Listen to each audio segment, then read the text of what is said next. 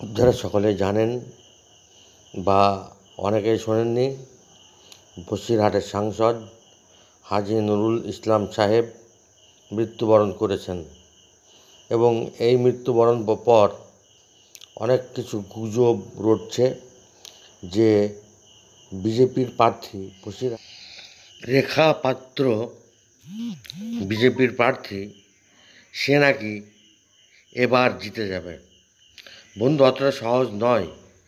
তৃণমূল কংগ্রেস বর্তমান রাজ্য সরকারে আছে এবং তারা নিশ্চয় শক্তিশালী কোনো ক্যান্ডিডেট দাঁড় করাবে এবং বসিরহাটে হাজী নুরুল ইসলামের যে আসন সেটা ধরে রাখবে।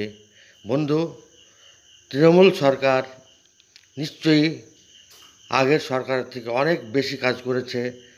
অনেক প্রতিটা ক্ষেত্রে কন্যাশ্রী, যুবশ্রী, একেবারে মরা থেকে জন্ম থেকে মৃত্যু, সেই সাথে বার্ধক্য ভাতা,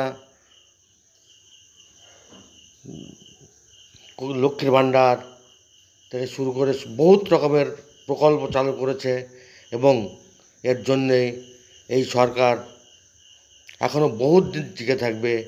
মমতা ব্যানার্জি এখনও দীর্ঘদিন মুখ্যমন্ত্রী থাকবেন।